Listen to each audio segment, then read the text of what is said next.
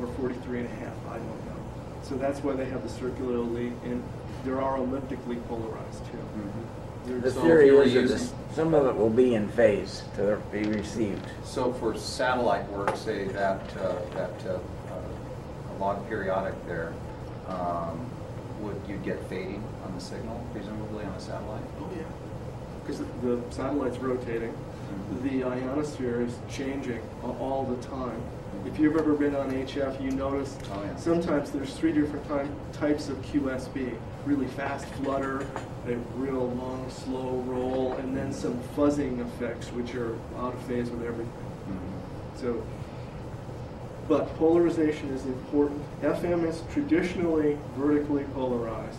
SSB is traditionally horizontally polarized, as is AM. And part of the problem with AM is your power lines, which are inherently noisy at every single insulator. Just go out to Fred Meyer's on a wet day and sit in the parking lot, and you can hear those insulators just buzz. I don't know how anybody can get out in a radiator from that parking lot and get out on a radio, because the radiation there's so much noise. So with the horizontally polarized antennas, you tend to pick up power line noise. That's one reason why people went with FM, and one reason why they went with vertically polarized. AM radio stations are also vertically polarized, but they're only working ground wave. They do not have any intention of using skywave. In fact, there used to be strong signals at night, and every other station would drop their power. So they would intentionally not want to skip and interfere with other stations. But FM has some problems of its own. One of them is called the capture effect.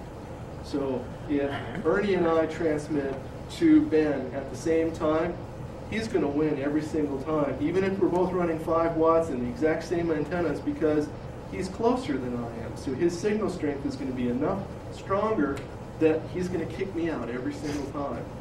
I could even boost my power, and it would take a lot of power to be able to drive Ernie off of the radio. But if you're listening on a single sideband, you can actually copy multiple people at the same time. AM is the same way, or CW. Yes. You have to filter with your brain.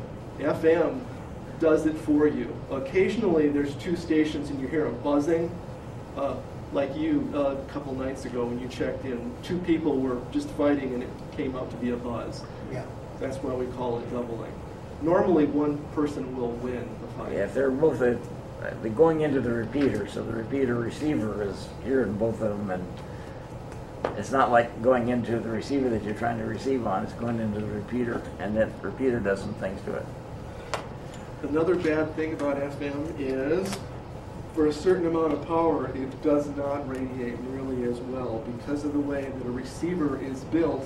The discriminator circuit takes up so much power that you get out much better on single sideband or AM. With the same amount of power into your transmitter, you get out better on those modes than you do on FM.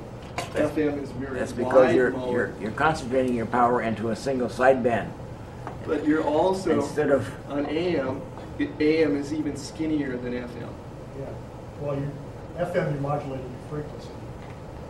And AM, you just have your carrier and your sidebands.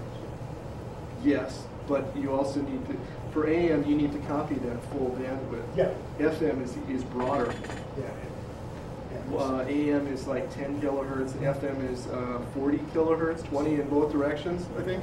It's a humongous ratio compared to AM. Because for every time your frequency gets higher on FM of your voice, yeah, it goes in both ways, both directions away from your center frequency. I think we're limited to 5 kilohertz deviation now. I think something like it used to be narrowband is even narrower than that. But it depends on some of these people love to really have wideband audio. And usually it distorts then. Yeah, on the receiving end. But you said the discriminator on the receiver side is essentially less sensitive for the same signal strength. It uses up some of the power in the discriminator. because of what The Mr. incoming signal. Major Armstrong developed. He wanted to make sure that it was nice and quiet. He got rid of all the sparks and pops and all the atmospheric noises. Yeah. So it sounds much better, but for that reason, your distance that you can radiate is much, much less. Well, it has a fixed limiter size. No matter how strong the signal coming in, it's limited to the right size to go into the illuminator. It's kind of like a compressor. Yeah. But, so for 5 watts, I would, well, PSK31 is the best way to spend my 5 watts. I get out much, much further. We're going to get to that in a little bit later.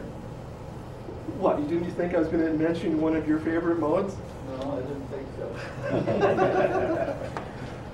Okay, I think we mentioned this, circular elliptical for EME. You people know what Earth, Moon, Earth? I've never done it, but it's supposed to be a lot of fun. Oh, you have? I was with somebody in Mexico did it. It's wild. Lots of power and lots of, and your antennas need to move so they follow the moon. Not quite that fast. No, the moon and the Earth are both moving, but somebody, what was it? He was going, I worked this really weak signal. I couldn't figure it out until I realized that the takeoff angle of my antenna was pointed directly at the moon, because he worked somebody in Europe on 2 meters. And he was, how did I do that? Well, it was moon bounce. And the guy on the other end did all the work because he had all the antennas pointed at the moon, all those multiple Yagis in the azimuth mountain. Oh, if you want to spend a lot of money, that's a good place to do it.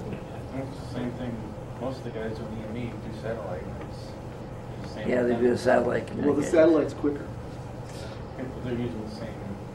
It's the same as L things. That's why they But you don't like, need as much power for the satellite because it's much closer. No. But you for can the digital modes, they like to use burst transmissions for that, then, so they can get a signal up there quite a bit, and then it goes out. Even CW. Some Yeah. of the guys are going up to 100 to 300 words a minute, Yeah. CW. I can't copy that. computer. Computer. Well, yeah. No, actually, they're taping it, and then they're slowing it way down again. And then they're using a computer, too. 2 kinds of feed line. Most of us are very familiar with this. This is RG58U. I don't use this except in short runs, especially at 2 meter frequencies. This really sucks up power. I usually use RG8, which is, I don't have a finger. It's about as big as my thumb, around that big. And that's got much better properties. But the 2 kinds of feed line are balanced and unbalanced.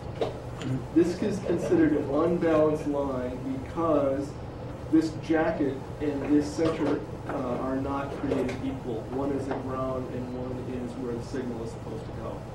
And the signal doesn't flow in both directions equally.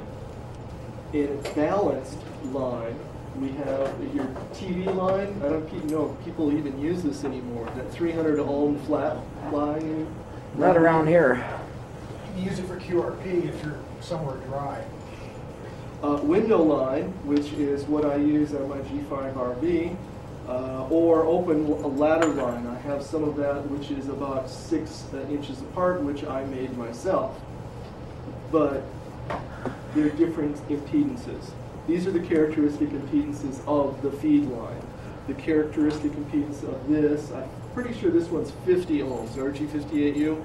Approximately. And then, 50 and then and 59 is 7. And then TV coax is about 72 to 75 ohms. But when you look at standing wave ratios, 50 and 75 ohms are really pretty close. You'd have to figure it out. It's not that bad. Can I ask a question like a barrel connector, say at VHF frequencies? You could get a barrel connector presumably at 75 ohm or 50 ohm. Would you see that much of a impedance bump there in terms of a... You're going to have a loss no You will have a matter if loss. there's no Insertion impedance loss. bump. You're going to get the insertion loss of up to 8 dB. just from that barrel connector? Yes. Up to a dB. Sometimes it's only 0.3 of a dB. Mm-hmm. But yes, and then if you have differences in impedance, you're going to have more loss. But I don't want to cover the feed line and transmission line theory that it takes to explain that.